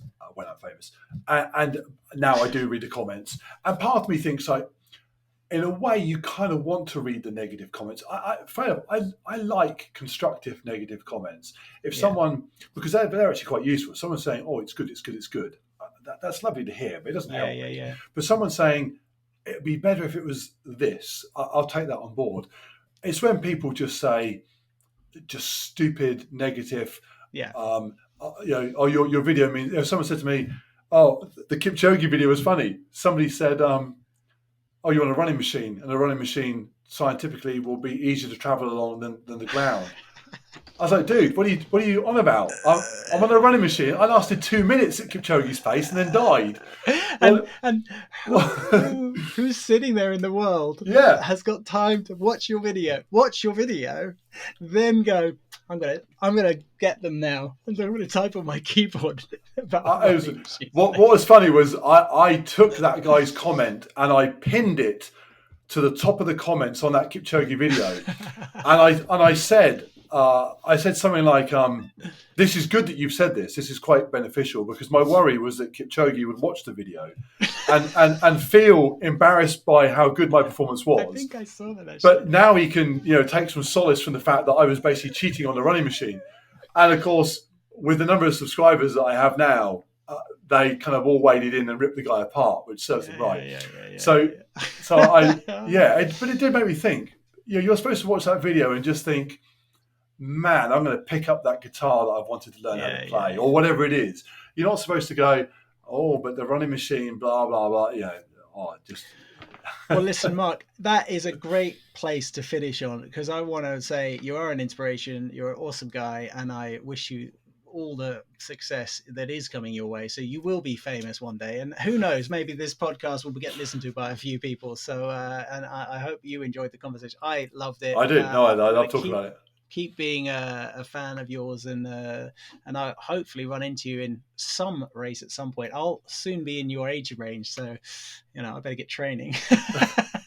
Although I then move above. It's a constantly very briefly. I'll find you next year and do a spot absolutely. or something. But listen, thank you so much, Mark, for your time. And just before we wrap up completely, is there anything you kind of want to promote? I notice you haven't been good at promoting your Instagram, so I think people should go and follow you there, because that seems to be a place where you get like some interesting snapshots in your life. And Instagram is what it is. It's kind of behind the scenes stuff. So that's Mark Lewis Pics. Mark Lewis was stolen, and I'm not famous enough for Instagram to just rip it from the actual Mark Lewis, whoever he is, and give it to me.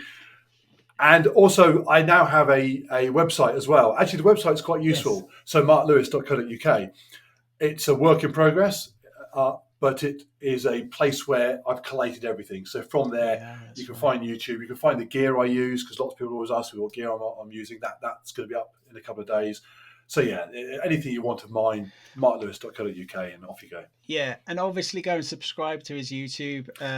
Anyone that's still listening at this point in the podcast, subscribe as well. Subscribe to my YouTube as well while you're at it, just because, make me feel better, and these podcasts go up there. But thank you so much, Mark, and all the best. You take care of yourself, and good luck in that race in Wales. Yeah, thank you. Thanks very much for sticking with it this far. Please like, subscribe, do all that jazz. Review us on Apple Podcasts or wherever you listen to your podcast. And yeah, we're going to have some great guests on in the next couple of months. I've managed to secure some very exciting people, so I'm looking forward to that, and hopefully you'll join me on this journey. Thanks very much.